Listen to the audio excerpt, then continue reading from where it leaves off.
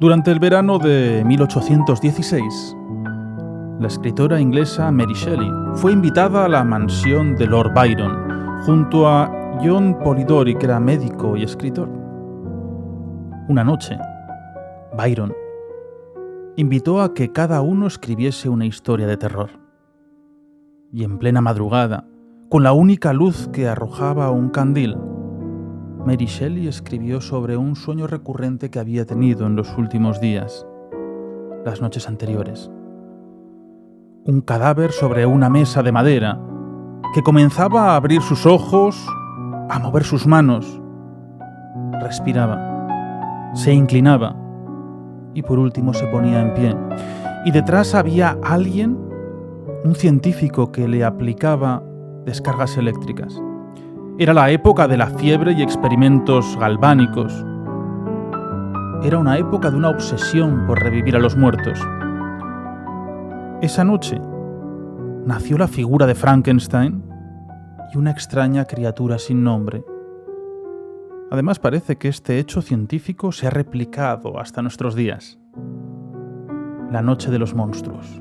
Comienza Abismo.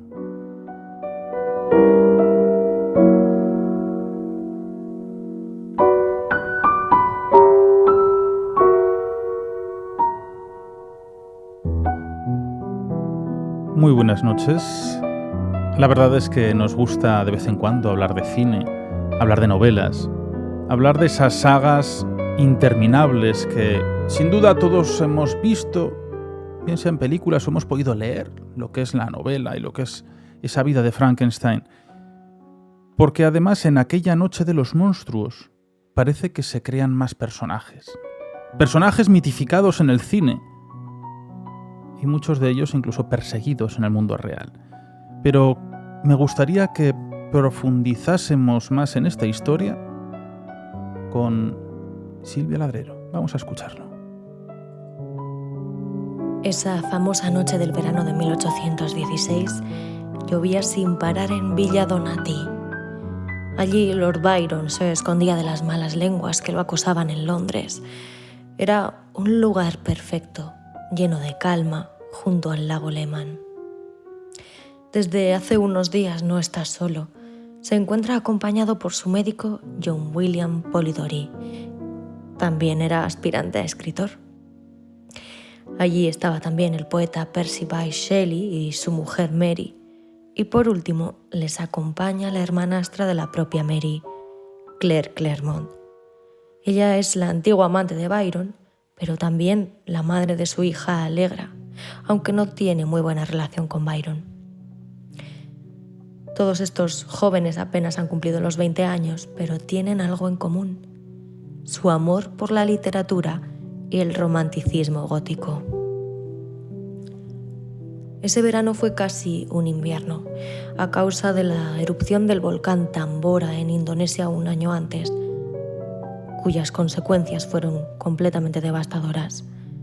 También más allá de Asia, incluso en Europa, el cielo se cubrió de cenizas y nubes y las temperaturas no alcanzaban ni los 20 grados. Lo que el grupo de amigos no sospechaba en aquel momento es que debido a las fuertes lluvias tendrían que renunciar durante 3 días con sus noches a las caminatas por el bosque y los paseos en barca por el lago. Quedaron completamente confinados en la oscura y fría casa, pasando las noches leyendo en voz alta historias de fantasmas.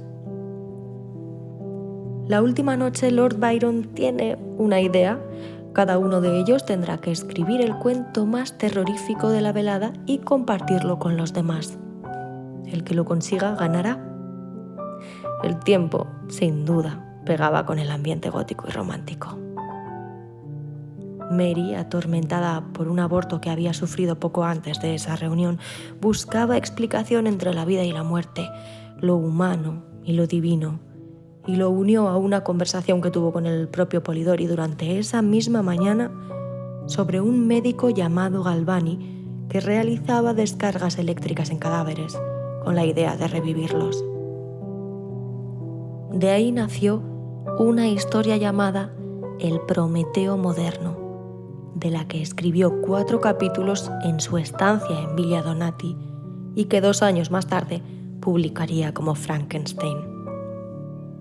Por su parte, John Polidori, el médico, que no era escritor profesional, se puso manos a la obra también. Aquella fue su época más turbulenta y apasionada. Aunque acompañaba a Byron en sus viajes por Europa, Byron siempre le trató con cierto desdén, apodándole incluso el pobre Polidori. Pero esa noche reflejó el carácter de Lord Byron en una historia con un vampiro como protagonista. Un misterioso y sofisticado aristocrático que bebe sangre y resulta encantador para las mujeres. Era la primera historia que se escribía jamás sobre un vampiro y que años más tarde Bram Stoker se apropiaría poniéndole el nombre de Drácula. Es curioso que, sin embargo, ninguno de los 2 escritores del grupo, Shelley o Byron, logró escribir ni siquiera una sola línea durante aquellas noches. Pero lo cierto es que esa noche nacieron 2 hermanos, 2 novelas, 2 historias que han cambiado el mundo y han sido el referente de la literatura de terror hasta nuestros días. Esta es la relación de Frankenstein y Drácula.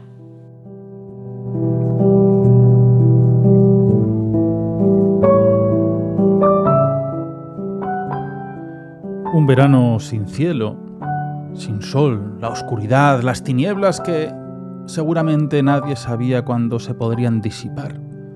Qué extraño. Y que en aquellos momentos casi como privilegiados viajando hasta aquel lugar donde en mitad de la nada, en un gran palacio, podían crear.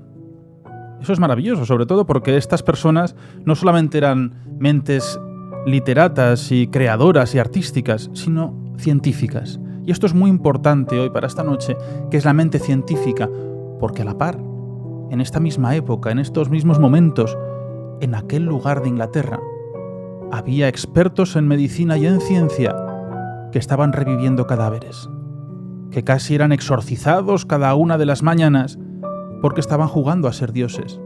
Estaban jugando a poner electrodos a los cuerpos porque estaba ese ansia por volver a la vida desde el mundo de los muertos. Todo lo antinatural. Pero a día de hoy también se sigue buscando estas historias.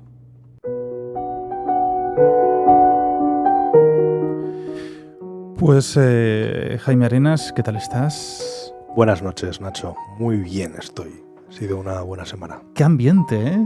¿Se ha creado así de pronto? Es que es la historia de Frankenstein, de la criatura que aparece en esa maravillosa novela gótica, ha llegado hasta nuestros tiempos y además yo creo que ha generado un montón de corrientes diferentes. Ha sido, desde mi punto de vista, el inicio de los monstruos modernos. Hoy vamos a hablar esta noche sobre este tema, pero es que además fíjate cómo poco menos que Mary Shelley pudo prever que esto iba a pasar, porque cuando ella escribe su libro, el moderno Frankenstein o el moderno Prometeo, en 1831, que es la segunda o tercera edición, según se mire, terminaba su prefacio así: y ahora, de nuevo, envío a mi espantosa progenia que avance y prospere. Le guardo afecto, pues fue el retoño de días felices, cuando la muerte y la pena tan solo eran palabras que no hallaban genuino eco en mi corazón. Fíjate que ella, en esa edición de 1831, dice que vuelve a sacar a la luz ese libro, porque es la segunda edición o tercera, para que prospere. Porque ella, cuando escribe este Frankenstein, realmente era una jovencita y ella misma intuía que como ella, una niña poco menos, iba a ser capaz de escribir una gran obra literaria. De hecho, Frankenstein comienza como un relato corto, después de que Lord Byron, ese grupo de amigos, les propusiera ese reto, ¿no?, de escribir una historia de terror, y poco a poco, además un poco con la ayuda de su marido, que le hacía algunas pequeñas correcciones, sobre todo de estilo y en cuanto a la construcción de las frases, fue tomando forma la historia que hoy conocemos de Víctor Frankenstein, de ese científico que, bueno, pues insufla de vida a una criatura compuesta por las partes de varias personas. Lo cierto es que cuando hablamos de Frankenstein, yo creo que estamos posiblemente ante el gran mito moderno. Es decir, es un mito que es muy especial porque a partir de él, desde mi punto de vista, es desde el cual surgen todos los monstruos modernos. Hay otros mitos de terror, como pueden ser los vampiros o los hombres lobo, pero estos ya estaban recogidos anteriormente en el folclore, en los ritos o rituales de la gente, ¿no? de los pueblos, pero sin embargo, aquí nos encontramos con un mito en el que no necesita ni la intervención divina ni la intervención femenina para crear vida. Es decir, estamos ante la primera novela que se puede denominar de ciencia ficción. Es una pasada. Es el culmen, desde luego, de la novela gótica, de la que Mary Shelley, la autora, era una gran seguidora. Y estamos ante un libro que rompió con todos los esquemas de la época, que le generó una gran fama a Mary Shelley, pero que hay que recordar que aún así no fue realmente reconocida pues hasta nuestra época. De hecho, incluso creo recordar que la novela la edición de 1831 ni siquiera aparece el nombre de Mary Shelley, sino que viene de la escritora de otros de los libros que ella había escrito, porque Frankenstein fue el primero. Pero bueno, si empezamos por el principio, cuando cogemos una edición antigua de Frankenstein, de Mary Shelley, lo primero que vemos es que pone Frankenstein o el moderno Prometeo. Y claro, cuando la gente lee eso, dice, pero ¿realmente voy a leer el mismo libro de Frankenstein, de ese monstruo verde con la cabeza plana? Esa imagen que hemos visto muchas veces en el cine, en cómics, o que nos han descrito incluso en dibujos animados, ¿no? 76 películas, ¿eh? Fíjate, 76 películas. Desde 1910 a 2016. ¿Y cuántos libros o referencias al propio Frankenstein, aunque no sean... Drácula 108. Claro, aunque no sean pues en concreto sobre Frankenstein, pero en cuántas ha aparecido, ¿no? Pues muchísimas más, no solamente en esas. Pero bueno, Prometeo, por hacer un pequeño contexto sobre cómo crea Mary Shelley este moderno mito, pues Prometeo es el titán que le roba el fuego a los dioses para dárselo a los humanos.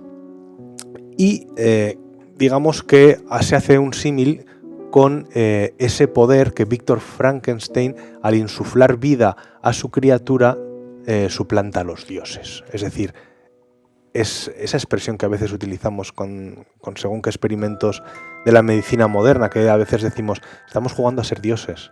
Eso es exactamente lo que hizo Víctor Frankenstein con su criatura. Su criatura que no tenía nombre, aunque todos la conocemos por el nombre de su creador, ¿no? Víctor Frankenstein, que en realidad sería su apellido, pero no tenía nombre.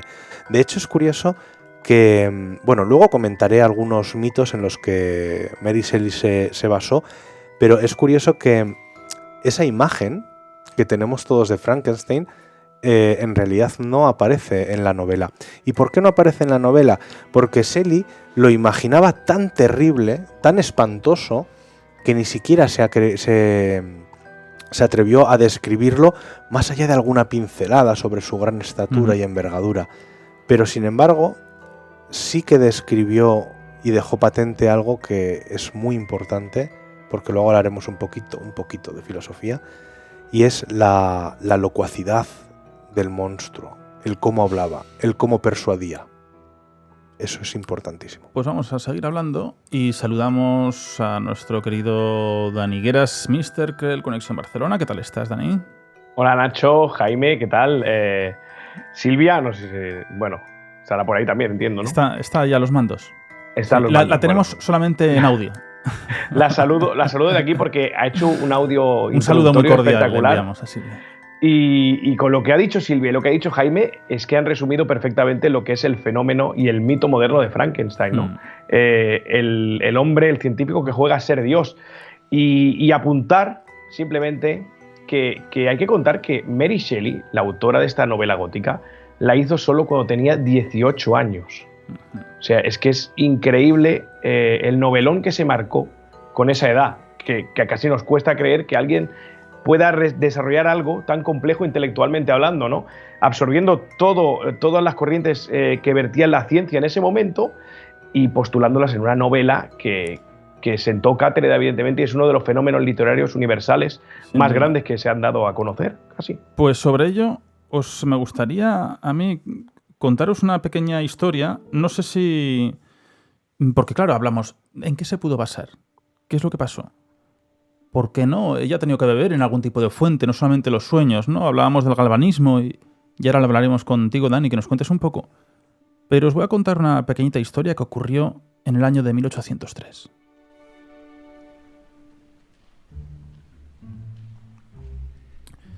Viajamos hasta la localidad de Glasgow y el 18 de enero de 1803, George Forster, con 26 años, fue condenado a muerte por el asesinato de su mujer y su hijo.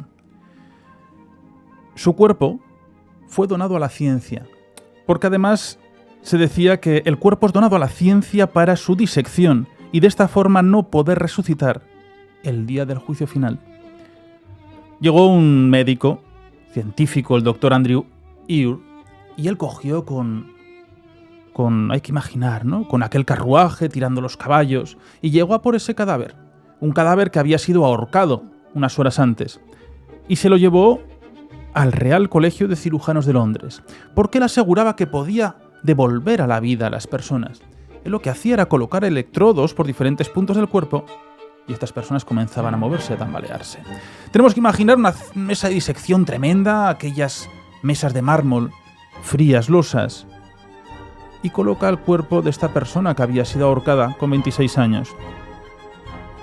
De pronto, Ure, ayudado de sus colaboradores, coloca electrodos y los introduce por todo el cuerpo y comienza a generar electricidad. Habitualmente eran en las zonas de la cara, en las zonas del torso, y ese momento de generar electricidad empieza a respirar la persona, empieza a mover su caja torácica, mueve las manos, mueve los brazos y mueve las piernas. Y hay un momento que incluso se pone sentado en la mesa de disección. Él decide continuar y dentro de la mejilla, en diferentes puntos del cuerpo, pone otros electrodos. Y el rostro empieza a moverse, empieza a abrir los ojos, empieza a mover la mandíbula. Es como si hablase. Algunos aseguran que se escuchaban incluso sonidos. Hay un grabado de aquel día que se conserva a día de hoy, donde la gente y todos los médicos salen corriendo de la sala porque aseguran de que esta persona ha resucitado a uno. Había resucitado a aquel asesino. Incluso algunos autoridades pidieron que fuese ahorcado de nuevo el cadáver. Y los médicos que se dedicaban al galvanismo, a crear esa vida por medio de la electricidad, muchas veces acudían los sacerdotes porque había que exorcizar, porque estaban despertando al demonio. Una de las historias más interesantes y que posiblemente, ¿por qué no?, bebiesen de esta fuente estos maravillosos creadores. Pues aquí con nuestra danza macabra de Saint-Saëns, Jaime, ¿tú conocías esta forma de resucitar los muertos?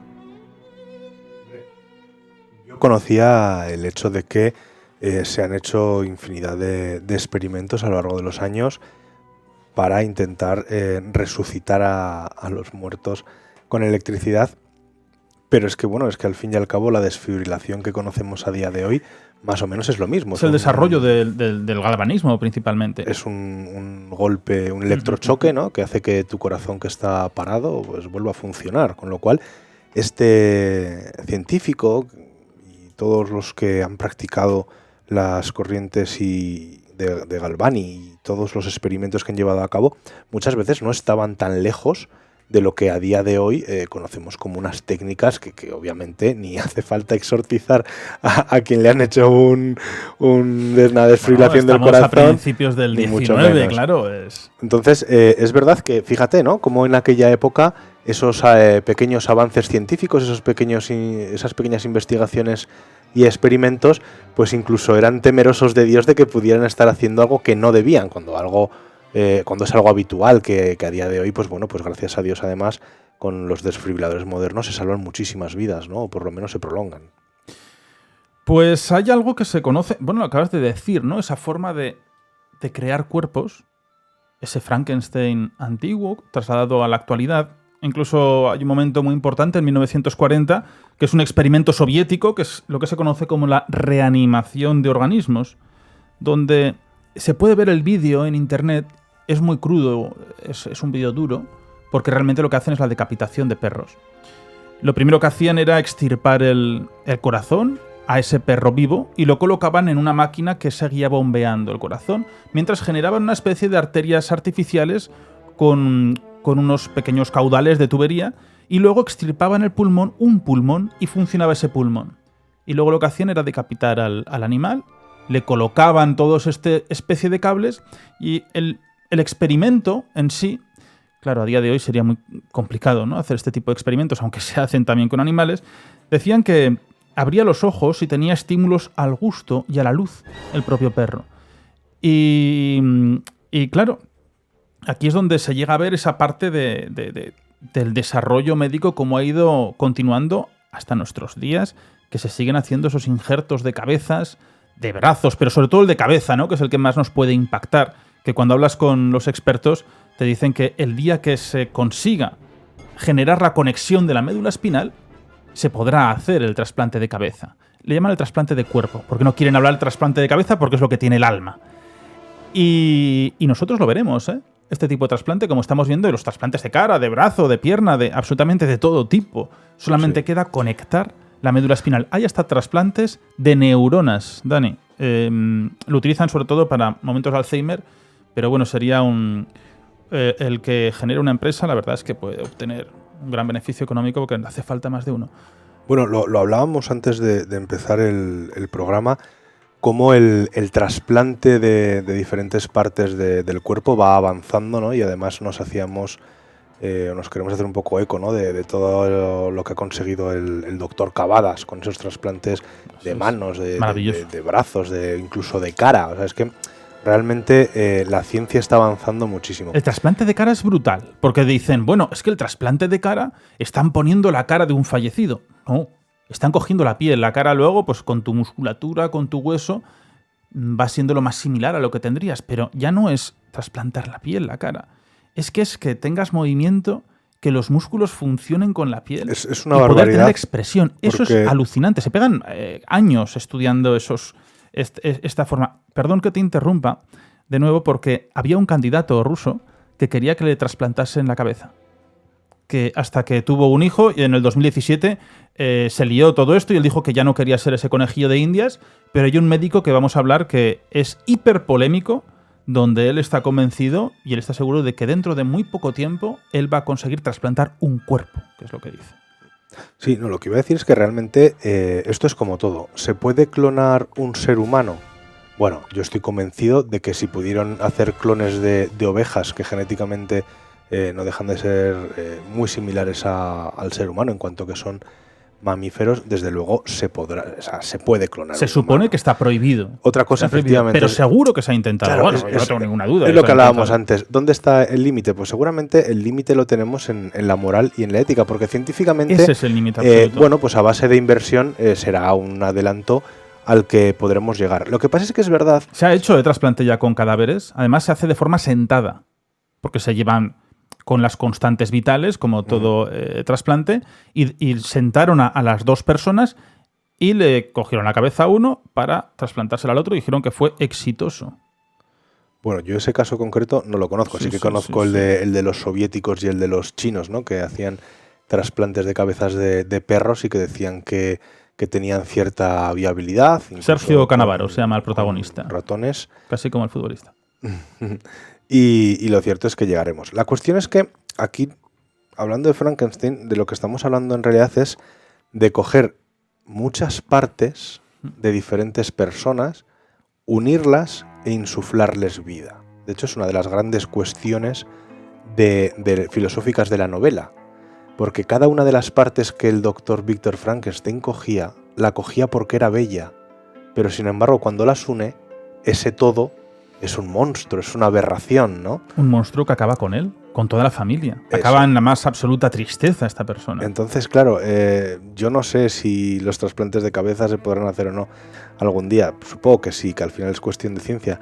Pero bueno, pero habrá que ver esas personas como si recuperan o siguen con su mentalidad, o si ganan habilidades, o si no. Mira, te puedo dar datos. La colocación de cabeza a un cadáver que se hizo sentado. Él anunció además que se iba a hacer a un vivo en 2017 y luego en 2021, otra vez. Y es un tipo muy polémico, Sergio Canavaro. Y él afirma que va a hacer el primer trasplante de cabeza. Él tiene un equipo de 4 médicos cirujanos chinos que trabajan con él y ha probado con monos y ratones de forma muy exitosa, según él. Forma exitosa que nadie conoce los estudios ni cómo se ha procedido a ello. Imagino que será bastante feo, ¿no?, lo que se trabaja con ellos. El mono dice que fue un éxito, falleció a las 20 horas, pero lo que es cierto es que nunca recuperó la conciencia una vez que le habían trasplantado la cabeza. Que ahí es donde está ese error de la técnica, que no saben cómo avanzar hacia ella. Y luego en 2021 ya dijo que lo iba a hacer con otro cuerpo saludable y que tenía cuál era el cuerpo para modificar y cambiar la cabeza de un cuerpo a otro. Y sobre todo asegura algo increíble. Dice que es factible intercambiar cerebros. Y que él está convencido de que lo va a hacer el trasplante de cerebro, que no tiene nada que ver con el trasplante de cabeza. El trasplante de cerebro. Ojo con esto, porque si tú trasplantas el cerebro, entiendo que tú te conviertes en otra persona. Si tú trasplantas el cerebro, tú no vas a reconocer a tu propia familia, vas a reconocer a otras personas. No existes. Eres un fantasma absoluto. No, pero Nacho, la cuestión es, cuando tú trasplantas un cerebro, o la cabeza entera, me da igual. Trasplante de alma, lo has dicho, clarísimo. ¿Quién es la persona que, digamos, sobrevive? Yo entiendo que es la que tiene la conciencia, ¿no? Ese cerebro. Por supuesto. ¿No? Porque la otra realmente ha cedido el cuerpo y su cabeza pues estará enterrada. Claro, pero tú entonces eres la persona difunta. No, tienes tan solo su cuerpo. Esto es como, no, el cerebro. Pero si te trasplantan el cerebro, entonces tú mueres. O sea, si a ti te quitan el cerebro y te ponen el cerebro a otra persona, tú mueres. Bueno, pero te está diciendo esta persona que él asegura que es factible intercambiar el cerebro. Claro, pero se perderán todos buscar en revistas científicas. Me pegaba aquí 2 días leyendo. En ese caso se perderán todos los conocimientos, habilidades. Vale, pero entonces puedes recuperar las habilidades de la otra persona, ¿o qué? No, es que yo entiendo que será la conciencia, el alma de la otra persona la que estará en tu cuerpo. Esto es un bucle que puede ser muy complejo, ¿eh? Dani, ¿tú qué opinas? Es duro, ¿eh? Es duro, pero al final todo es duro en la vida hasta que lo asimilas porque lo naturalizas, ¿no? Y al final la ciencia ficción se convierte en la más absoluta de las realidades. Claro, no, es así. De hecho, cuando se escribe esta novela, nadie podía imaginar, sí que lo valoraban, pero nadie podía imaginar en el trasplante de órganos, que a día de hoy es una cosa muy común y de lo que podemos estar muy orgullosos, ¿no? Porque siempre decimos lo malo, pero España es el primer país del mundo en donantes de órganos. Así es. Es decir, o sea que es algo que tampoco imaginabas hasta que se lleva a cabo, ¿no? La ciencia siempre va de la mano del futuro en estos casos. Lo que me gustaría remarcar mucho es, yéndonos a la novela, ¿no?, de Mary Shelley, es que en su momento Mary Shelley hacía una crítica mordaz de toda la ética moral que envuelve a la ciencia. Porque sí que es cierto que todo lo afronta desde ese prisma en el que nos advierte que la ciencia debe ir de la mano de la moralidad y de la ética, porque si no, no somos nada. Es decir, hacer experimentos descabellados como el que hace Víctor Frankenstein en la novela no lleva a nada más que a un error que le cuesta la vida a toda su familia. Esa es una alegoría a todo lo que es el mundo científico del momento, de la época, que era muy convulso, como bien habéis dicho, con los experimentos galvánicos, esas corrientes de pensamiento que decían que la electricidad que genera el cerebro, y que es verdad que es así, después se demostró verdaderamente que era así, que todo funciona por impulsos eléctricos que genera el cerebro, hace que nos movamos los músculos, hace que se contraigan las piernas, los brazos, los dedos, cualquier movimiento del sistema nervioso funciona por impulsos eléctricos que genera nuestro cerebro. Pero en aquel momento no era algo que era verídico, que era un hecho, lo estaban demostrando. Y Mary Shelley ya nos advirtió de que en un momento en el que se desapegaba la ciencia más que nunca de las letras, ¿no? Porque siempre se ha dicho ciencia y letras deben ir de la mano, porque la una sin la otra no van a ningún sitio. Es decir, ya nos avisaba que era un camino escabroso que íbamos a llevar si la ciencia se pasaba por la piedra, hablando muy claro, la moralidad y la ética en sus experimentos, ¿no? Y eso lo advierte muy bien y lo deja entrever muy bien, hija de dos filósofos, Mary Shelley en su novela. Claro, ella dice que los científicos tienen un papel muy importante, vital, para ayudar al ser humano a mejorar o a corregir cualquier tipo de enfermedad, pero, claro, no hay que enloquecer, porque esa forma de enloquecer es lo que le llevó, es que es clarísima, ¿no? Esa novela es esa crítica de decir, ojo, pies a tierra. Dani, experimentos galvánicos, cuéntanos un poco cómo funcionaba todo esto. Bueno, los experimentos galvánicos, Luigi Galvani, que fue el descubridor, el médico italiano, al que se le atribuyen evidentemente toda la corriente del galvanismo, lo descubrió casi por error. Estaba diseccionando una rana un día en su consulta y tocando con el bisturí un pincho de bronce, un electrodo de bronce, se dio cuenta que creaba una corriente eléctrica y que la pata, el anca de rana, se contrajo. Entonces él ya empezó a deducir todo lo que viene siendo esa corriente después, que muchos más, incluso estaba Alexandro Volta por ahí, todo metidos en medio, inspiraron todo lo que es el movimiento galvánico, ¿no? Que el movimiento galvánico también es muy interesante porque no es que vayan de la mano, pero sí que nos acaba de conducir a la eugenesia, al transhumanismo, a todo eso que hoy está más vigente que nunca. Acordaos que casos flagrantes de eugenesia sucedieron en la Segunda Guerra Mundial, sin ir más lejos, los nazis, o sea, utilizaban la eugenesia, la raza aria, la superior, y todo lo demás era inferior. Era una manera de eugenizar. O sea, la modificación del genoma humano, que es en lo que se basa el transhumanismo, por ejemplo, ¿no? Para poder tener condiciones de mejora sobre los demás, una mejor salud, un mejor rendimiento físico, todo eso que es el transhumanismo, pues bebe un poco de aquellas bases que sentó Galvani con las corrientes galvánicas y todo lo que puede llevar esa estimulación eléctrica. Incluso, claro, imagínate, inspiró novelas, ¿no? Pero que, claro, que no deja de ser lo que hemos hablado antes, ¿no? Hay que cogerlo todo esto con pinzas, porque sí que es cierto que es un tema escabroso, es un tema que la ciencia va avanzando y no nos damos cuenta muchas veces a pasos agigantados, ¿no? Pero sí que es cierto que hay que tener mucho cuidado con la moral, esa línea tan delgada, ¿no? Que a veces unos la ven tan clara porque no dejan de ser experimentos, y la ciencia, todos sabemos que avanza a base de experimentar, si no, no hay avances. Pero claro, ¿dónde está esa línea? ¿Dónde se traza esa línea que separa lo moralmente correcto de lo que no es? Mira, acabo de encontrar aquí el resumen del informe del trasplante de cabeza, el que han hecho estos dos médicos, ¿no? Dice, este informe básicamente comentamos que se ha realizado el primer trasplante de cabeza en animales de forma exitosa. Este procedimiento ha estado a cargo del neurocirujano chino Xiaoping Ren y el neurocirujano italiano Sergio Canavero. El estudio incluye 60 ratas de pesos variables, aunque la rata donante y la receptora mantuvieron una proporción en peso de 1:6 con el fin de evitar la sobrecarga circulatoria en la eventual rata de 2 cabezas. Después de la operación, las ratas mostraron dolor normal y reflejos corneales, aparte de perder accidentalmente una tríada durante la anestesia. Los investigadores no reportan otras anomalías en donantes o receptores. Este procedimiento ya ha sido intentado antes sin éxito con hipotermia del tejido cerebral, una condición en la que el cerebro sufre ausencia del suministro de sangre. El problema ha sido, durante mucho tiempo, una de las mayores barreras para llevar a cabo un trasplante de cabeza exitoso en especímenes de animales. Sin embargo, esta vez se cercioran de no cometer estos mismos errores, teniendo como resultado un proceso limpio y exitoso. Aseguramos que el primer trasplante de cabeza humana se llevará a cabo en los próximos 10 meses en China. ¿Qué? Pues que estamos en un momento en el que la Este es el informe de ellos, ¿no? Claro, avanza tan rápido que ya no sé lo que vamos a ver, pero no sé.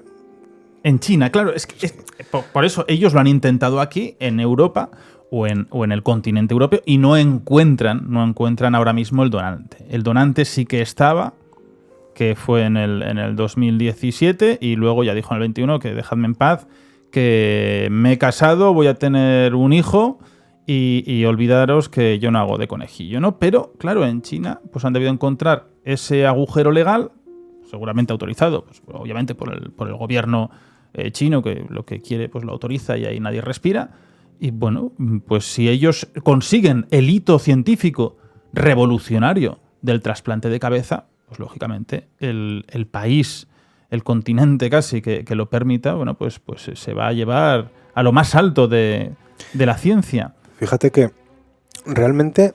A mí me perturba mucho. Es que es perturbador, pero si lo piensas desde un punto de vista frío y científico, si la persona, digamos, la cabeza de la persona mantiene su conciencia y vamos a llamarlo alma, ¿no? Pero su conciencia y conocimientos y habilidades, en realidad lo que le estás poniendo es un cuerpo nuevo. De la misma forma que ahora te pueden poner un brazo, una pierna o un corazón y sigues siendo la misma persona. Uh-huh. Con lo cual... Bueno, hablan de sentimientos, de movimientos, habría de que aquellos ver... que pueden... La habilidad de tocar el piano, por ejemplo, ¿no? Pero yo entiendo que esa habilidad de tocar el piano, más allá de la memoria muscular que puedas tener, te viene porque en tu cabeza tienes las órdenes precisas que tienes que enviar a esas manos para que se muevan por encima del teclado y pulsen las teclas. Claro. Es decir, a ti eso, por mucho que te trasplante en tu cabeza al cuerpo de Cristiano Ronaldo, no vas a saber jugar a fútbol. Pero igual lo aprendes con mejor predisposición, ¿no? Puede ser, pues puede ser. Porque la novela también nos habla de esto, ¿no? O sea, si vemos cuando la criatura se despierta, no sabe hablar, apenas sabe caminar, tiene que como que aprenderlo todo de nuevo, ¿no? Hasta el momento en el que se pone a tocar una flauta y él mismo se pregunta, la criatura se pregunta de dónde ha sacado la inspiración para tocar ese instrumento, ¿no? Cuando se encuentra con su creador cara a cara, una de las veces, de los encuentros que tiene a lo largo de toda la novela, le pregunta, ¿quién soy yo? ¿De qué estoy hecho? ¿Estoy hecho de partes? ¿De gente buena? ¿De gente mala? ¿De qué? O sea, no dijéramos, claro, siempre basándonos evidentemente en la novela, no en hechos científicos, pero es muy interesante porque te plantea como que es un nuevo nacimiento, es decir, crea vida de la nada, da igual el cerebro que tuviera, no reconoce. Sin embargo, cuando crea, cuando muere su mujer, cuando la mata la criatura y la resucita otra vez en otro experimento, sí que llega a reconocer al mismo Víctor Frankenstein, ¿no? O sea, es curiosa esa dualidad otra vez que nos encontramos, pero me parece muy interesante porque plantea un hecho que es, si yo creo de la nada, esos órganos se resetean, podríamos decir, podrían volver, pero siempre quedaría algo, como dice Jaime, esa esencia, ese alma, esa mente está ahí, pero si no la entrenas no sale. No lo sé, es curioso, la verdad es que me parece muy interesante. Claro, yo creo que esto llevará, una vez que se consiga este tipo de trasplante, llevará años el poder, o no, conectar todo, conectar el alma, conectar los sentimientos, porque ¿en qué te puedes convertir en una persona? ¿Qué es lo que buscas? ¿Qué es lo que buscas? ¿Pensar, no pensar? ¿Seguir teniendo la capacidad de lectura, de comer? Te puedes convertir en una máquina o directamente en un monstruo también, en una criatura, como sería este caso. Así que fíjate que una cosa que es curiosa es que estamos hablando todo el rato aquí de experimentos y del galvanismo y tal, y sin embargo, en la novela no dice Mary Shelley como Víctor Frankenstein le da vida al monstruo. Ya, pero lo decimos nosotros. Pero no lo sabemos, nos lo estamos inventando. ¿Y por qué lo digo esto? Porque esto es el cine. Esto es una de esas leyendas, bueno, no sé si leyenda urbana o creencia popular, que ha llegado a nuestros días, que tenemos la imagen de Víctor Frankenstein, ese científico plomos, ¿no? Loco, exacto. Sí, incluso ya, si hemos visto El jovencito Frankenstein, película que recomiendo a todo el mundo. Yo no. Bueno, ¿no has visto el peine? Madre mía, en fin, bueno. Esto lo cortaremos luego. Sabemos, esto lo cortaremos en la edición. Sabemos que esta Silvia ha escuchado una respiración de desesperación absoluta. Sí, la comparto totalmente. Cortaremos este trozo en la edición. Bueno, pues nos imaginamos a Víctor Frankenstein e incluso alguna película en la que mezclan a Drácula como creador del monstruo de Frankenstein. No, pues venga, hay luz y tal y cual, electricidad, y en realidad no explica Mary Shelley cómo Víctor Frankenstein insufla la vida a su criatura, ¿no? Entonces, la cuestión es, ¿se puede realmente equiparar ese trasplante del que estábamos hablando, ¿no? De que a veces avances científicos a la creación de este monstruo, de esta criatura de Frankenstein, yo no lo equipararía como tal. Es decir, estamos hablando de la creación de un ser, de un mito moderno que no tiene nada, que tiene mucho que ver con la ciencia, porque es una novela de ciencia ficción, pero que en realidad no sabemos de qué base parte Frankenstein para crear a su criatura. Con lo cual, yo creo que tendríamos que, bueno, pues hacer esa separación, ¿no?, entre lo que supuso la creación de la criatura de la novela de Shelley y lo que se está intentando hacer ahora o intentan hacer los médicos actuales. Yo creo que es importante que hagamos eso. Sí, pero sí que es cierto, Jaime, que si no recuerdo mal, en la novela, en la reedición de la primera novela, la de 1831, Mary Shelley escribe el prólogo y sí que explica un poquito más al detalle, ¿no?, cómo le nace esa inspiración aquella noche, ¿no?, como bien ha relatado Silvia al principio, con Lord Byron, Polidori y su marido Percy Shelley. Es de conversaciones que tuvieron Lord Byron, sobre todo con Polidori y Percy, sobre, en ese momento, lo que estaba en auge, que era el galvanismo total, la electroestimulación de la musculatura aplicada al cerebro para todos esos experimentos. Entonces, sí que en el prólogo de esa segunda edición, creo que sí que da un poquito más de pistas, ¿no?, de su inspiración, y nos lleva a pensar, pues es eso, ¿no?, que se inspiró totalmente en el galvanismo y en esos impulsos eléctricos para, como tú bien has dicho, insuflar vida a la criatura. Claro, pero fíjate que obviamente en esa parte, digamos, más científica, incluso porque sabemos que Shelley era seguidora de los avances científicos y de algunos experimentos que se hacían, pertenecía a un grupo de gente pues muy culta, que hablaba mucho no solo de literatura, sino también de política, de filosofía. Pero al final realmente cuando Shelley escribe este libro, luego hay otros mitos, aparte del de Prometeo, que da título a la novela, que son, por ejemplo, el del golem de Praga, ¿no? Eso es un mito que está muy relacionado, solo que el golem de Praga, digamos que es algo artificial, porque está hecho de arcilla y, bueno, pues por medio de unos sortilegios o conjuros de la cábala judía, pues le insuflan vida para proteger a los judíos, ¿no? Por otro lado tenemos el mito de Thule, cuando en la novela, que se representa cuando en la novela viajan al Polo Norte, ¿no?, a buscar ese confín del mundo. Y el otro, por supuesto, es el mito de Narciso, el de la dualidad, el de ese monstruo, el de esa persona que no se reconoce cuando se mira al espejo, y de esa criatura que no se considera un monstruo hasta que no se compara con el resto con los seres humanos, ¿no?, hasta que no es consciente, al compararse con otros, de su fealdad. Porque realmente esa dualidad que hay entre lo feo por fuera del monstruo, de esa criatura tan horrenda y tan espantosa, con el cómo es por dentro, ¿no? Hay que recordar que incluso Frankenstein pues les dejaba regalos a una familia, ¿no?, cuando les robaba comida y tal. O sea, realmente no era una persona, vamos a llamarlo, una criatura. No era una criatura mala, no, hasta que se siente despechado, se siente rechazado, y entonces empieza a generar ese odio hacia sobre todo su creador, al cual le llega a decir: yo tenía que haber sido tu Adán, haciendo otra vez referencia a ese jugar a ser dioses de los científicos que quieren crear la vida de la nada, ¿no? Yo tenía que haber sido tu Adán.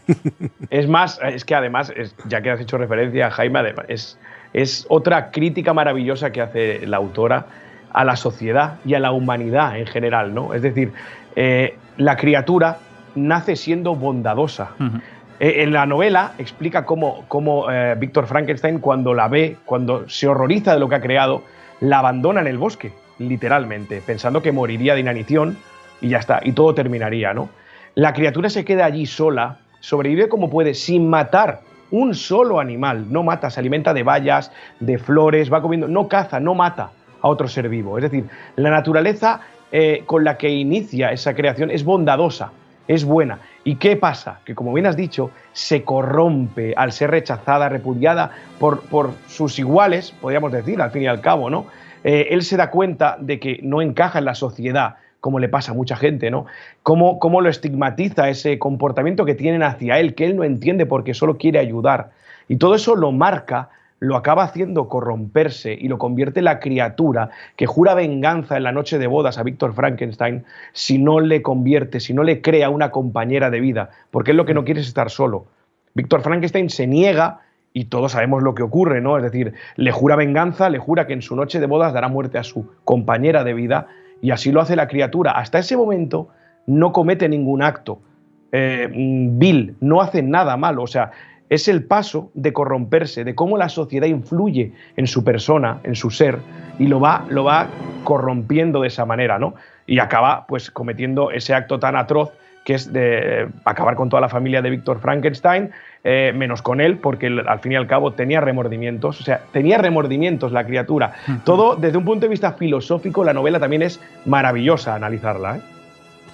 Jaime. Claro, es que cuando a veces leemos a estos autores, sobre todo, ¿no?, del romanticismo y autores góticos, a veces nos quedamos con la historia que te cuentan, con la novela o incluso con la adaptación al cine, pues que hayan podido hacer con mejor o peor fortuna. Pero lo cierto es que cuando empiezas a estudiar a la autora y empiezas a... Yo, por ejemplo, he estado viendo varias conferencias de catedráticos que hablan sobre la filosofía que hay detrás de Frankenstein, el contexto sociopolítico en el que vivió Mary Shelley, su contexto familiar, y la verdad es que te das cuenta de cómo la autora, y yo creo que a veces incluso sin quererlo hacer del todo, va plasmando las ideas de la sociedad de aquella época en un libro que realmente parece todo fantasioso, ¿no? Pero incluso llegó a ver quién pensaba que era una crítica del gobierno y que ese monstruo era el gobierno. Con lo cual es muy interesante, pues cuando hablamos de esa dualidad de la personalidad del mito de Narciso llevado extrapolado, mejor dicho, a la figura de la criatura de Frankenstein, ver cómo Mary Shelley pues nos intenta enseñar que quizás detrás de cada uno de nosotros hay un monstruo. Pero es que además hay una cuestión que a mí me parece fundamental. Bueno, se supone que todos somos capaces de asesinar. Bueno, sí, pero no por asesinar. No, pero te haces en cuanto a la reflexión de que el cerebro, cuando hace un chasquido, puedes perder el control hacia él. Pero luego hay otro, pero me has hecho perder un poco el hilo, pero creo que lo voy a recuperar. Tranquilo. Pero además de esto, o sea, de todo esto que he dicho, hay un elemento clave en la novela de Mary Shelley, en esta obra, que es el uso del lenguaje de forma diabólica. ¿Por qué?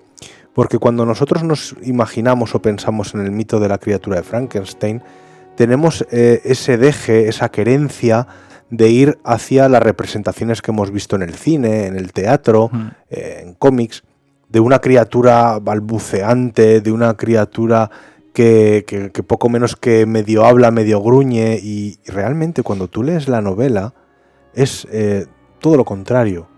La criatura habla perfectamente, es, como decía antes, es muy locuaz y tiene una capacidad de persuasión muy importante.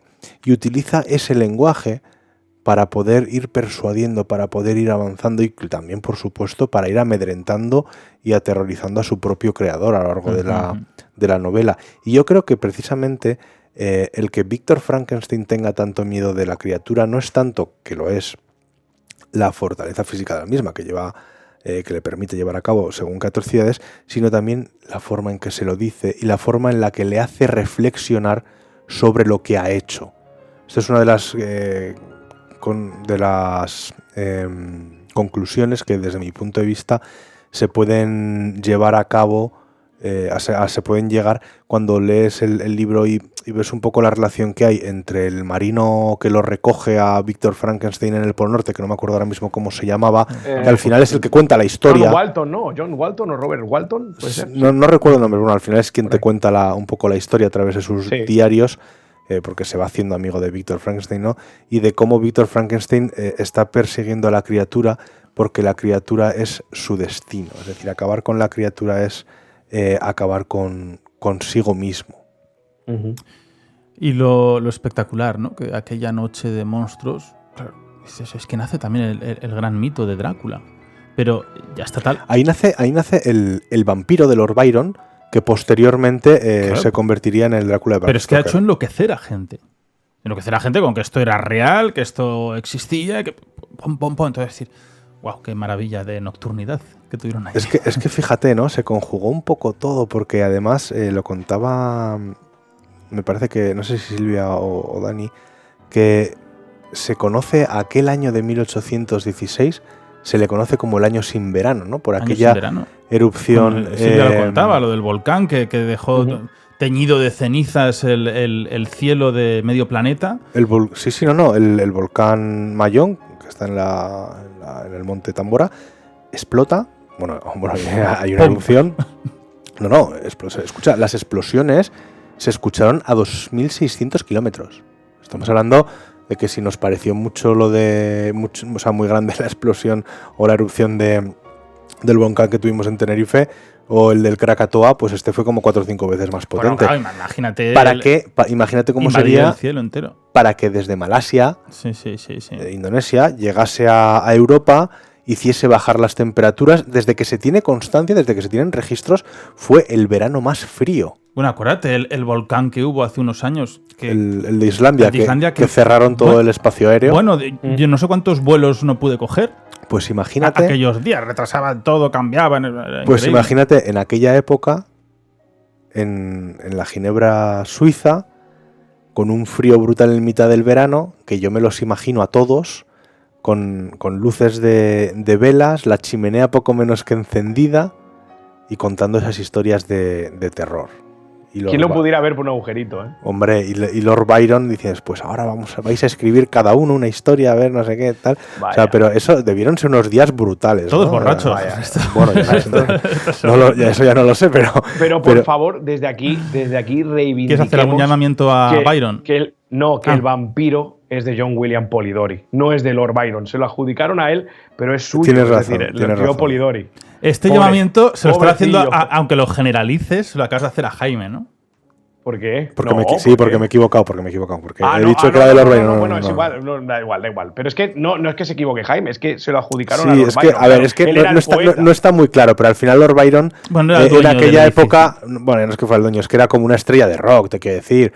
Claro. Era un tío famoso, poeta, o sea, tenía las mujeres que quería, tenía dinero, tenía todo. Hasta, Sabía de todo, ¿no? se llevaba al médico porque era un hipocondriaco y tenía que ir con el médico a cualquier sitio, es la razón, por la que está el médico. Sí. Entonces, sí. muchas veces hay amigos suyos que han escrito cosas y se las atribuyen a Lord Byron Vaya. cuando en realidad no son suyas, ¿no? Pero Vaya. No, y él tampoco lo negaba, claro, a él le decían, él no decía que sí, pero tampoco decía que no. Claro. ¿Sabes? O sea, Este- claro, bueno, si ustedes creen. yo Este no creo. era, Dani, otro todólogo. Hombre, este estudió en la Complutense, era todo. De todología. El Miskatonic. Sí. No, está en Zaragoza, la Complutense de Todología.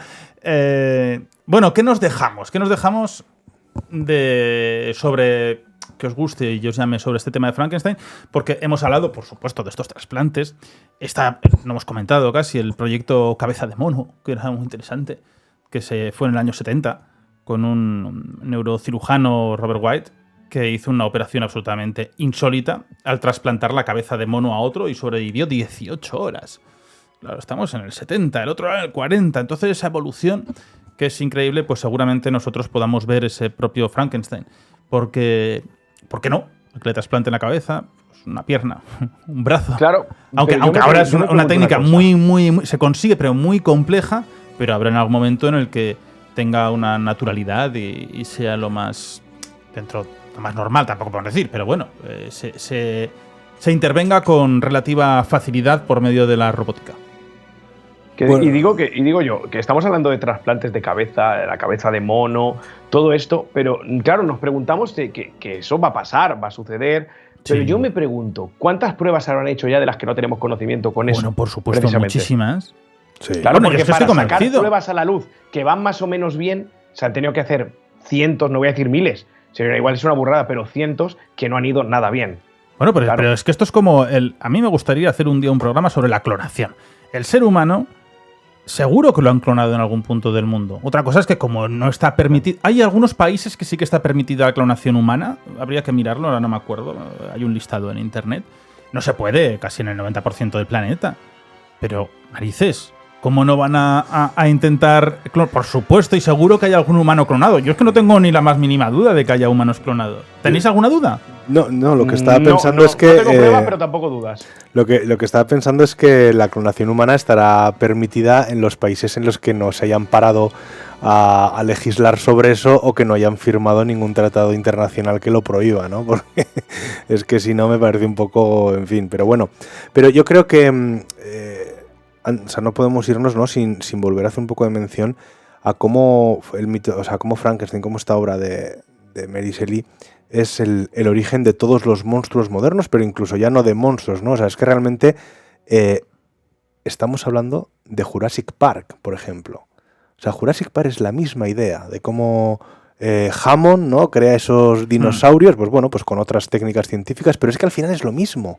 Es un científico que juega a ser Dios, que crea vida a partir de la nada, gracias a la ciencia, y que luego la vida se vuelve contra él. Al final es tan importante a lo largo de la literatura de estos 2 últimos siglos el mito de Frankenstein que yo creo que es una lectura obligada, por supuesto, para todo el mundo que nos esté escuchando, porque de verdad que nos estaremos dejando cosas, y sobre todo porque, como decía, cuando lees a estos autores de aquella época, escriben de una forma que cada uno podemos incluso sacar pues algunas interpretaciones diferentes, ¿no? Yo, bueno, tengo mis interpretaciones de lo que leí, pues Dani tiene las suyas y tú Nacho, tendrás las tuyas, a pesar de no haber visto El jovencito Frankenstein.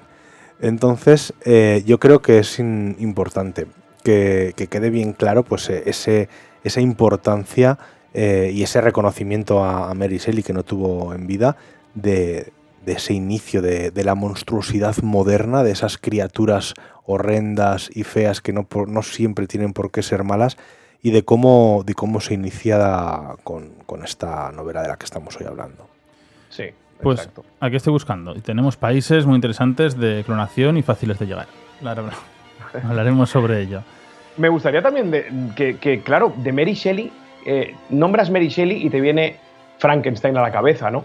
Pero hay una novela que muchos consideran mucho mejor incluso que Frankenstein, que fue posterior y que es El último hombre, que, cuidado con esta novela también, que habla, si mal no recuerdo, estoy tirando de cabeza, de una epidemia, una pandemia, básicamente, en el 2070, que acaba con toda la raza humana, ¿eh?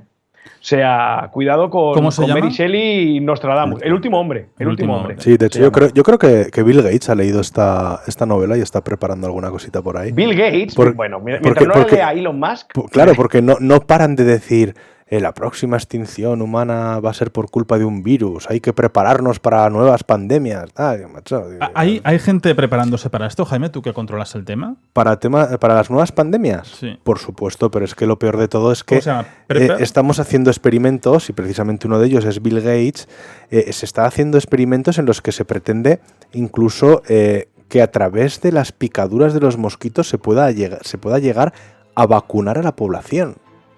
Es decir, hace poco estaban dando bastante mal, sobre todo en el Foro Económico Internacional, el Foro de Davos, con, una vez más, vuelta a la rueda, con el tema de la superpoblación del planeta y que habría que reducir la población del planeta porque si no, pues los recursos se van a acabar. O sea, las más puras teorías malthusianas que nos podamos imaginar.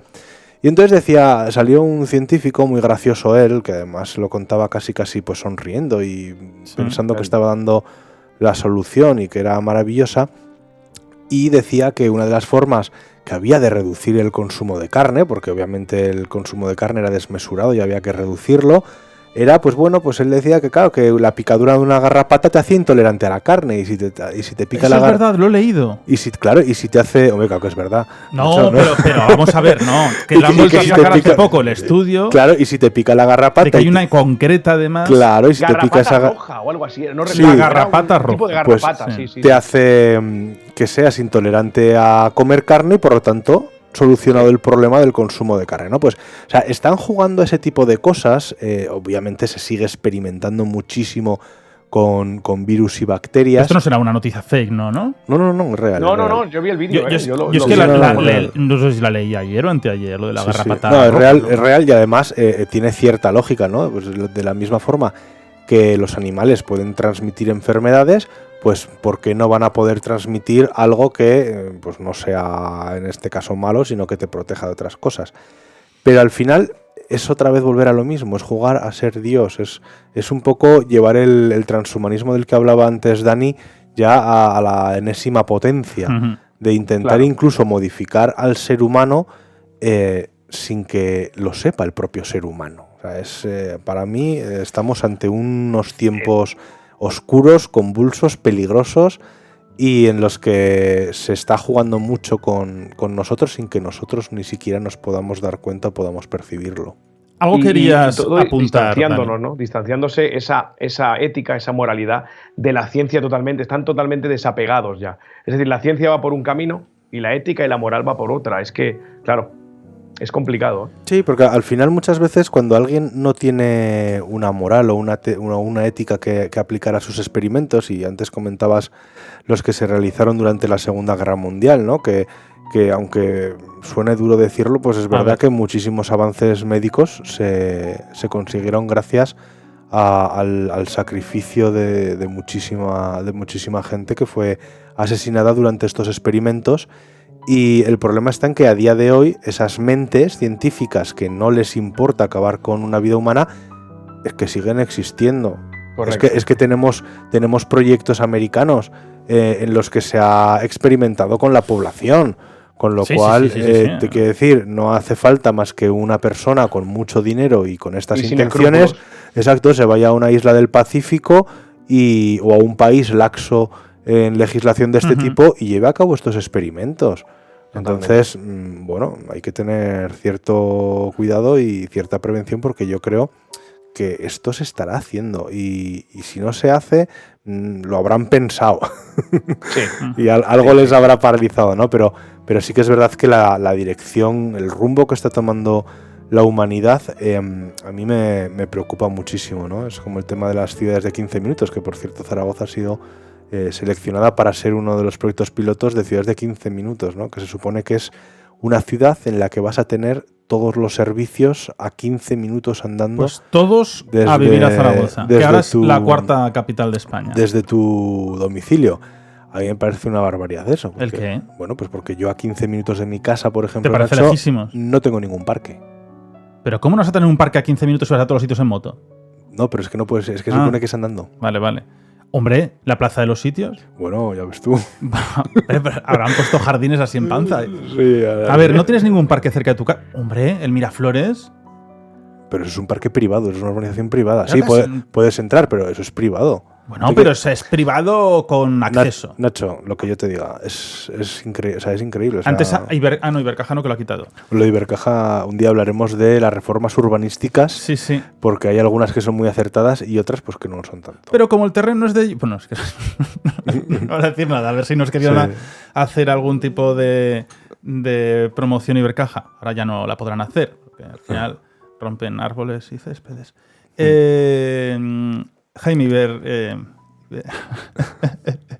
que Jaime no tiene un parque cerca de casa. Esto lo cortaremos. No, a ver, bueno, vamos a ver. Esto no puede ser. Esto es como todo, ¿no? Al final, muchas veces lo hablamos un poco en broma, pero al final donde mejor se va a vivir es en el pueblo. Bueno, con tener una ciudad cerca por si necesitas alguna cosa, acudir, realmente es donde mejor se va a vivir, donde menos gente te va a molestar, donde más aire puro vas a tener, donde más recursos a tu alcance vas a tener y realmente poca diferencia hay entre vivir ahora mismo en un piso o en una casa en el pueblo que tienes internet, que tienes luz, es de las mejores ciudades de España. No es broma. El aire es puro, ya puede con lo que sopla. Lo de los 15 minutos y tienes acceso a todo. O sea que...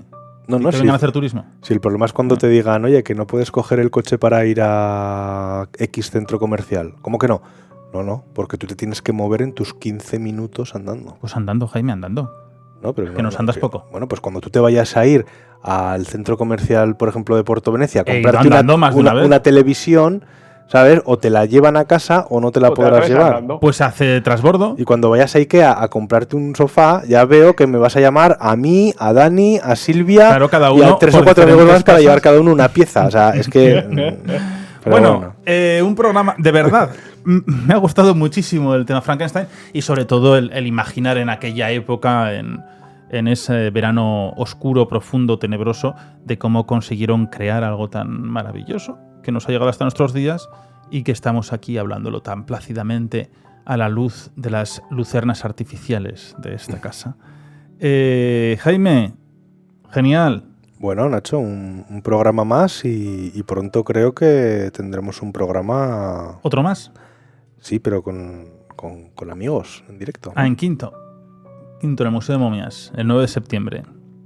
Agotado. Tengo muchísimas ganas de ese programa. ¿Sí? Sí, porque a mí los programas con público me gustan mucho. Bueno, lo pasaremos muy bien. Se viene también Dani, se viene mucha gente, amigos magníficos. Oye, Dani, Dime. a ver, que te pongan en primer plano Silvia. Por favor. ¿Qué camiseta nos llevas? Una camiseta maravillosa de un grupo maravilloso que es Aura Límite. Sí, señor.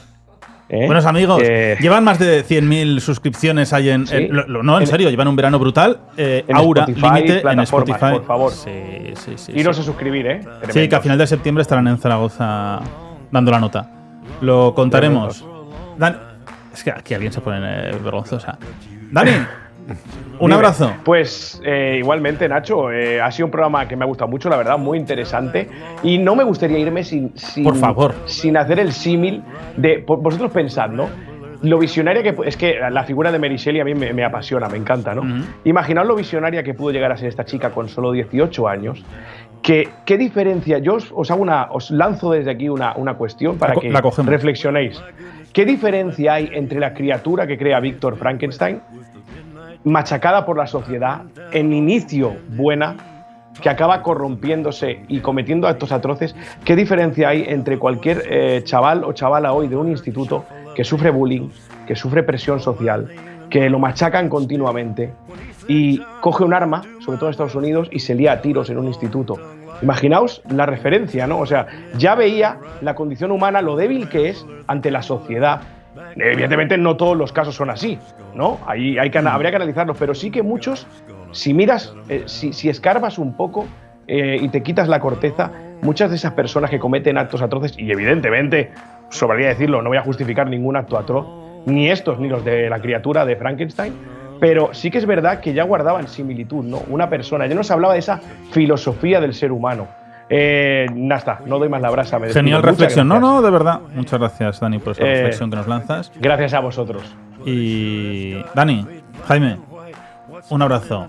El día 9 os espera a los dos en Quinto, Ahí estaremos. en las Ahí Momias. estaremos. No, ¿es viernes o sábado? Es sábado, no, pues habrá un programa. Madre mía, qué cabo llevo. Nos vemos el próximo viernes con otro programa maravilloso y aquí, los lunes, en iVoox. Un abrazo. Go and tell that midnight rider, tell the rambler, the gambler, the backbiter, tell him that God's gonna cut you down, tell him that God's gonna cut you down, tell him that God's gonna cut you down.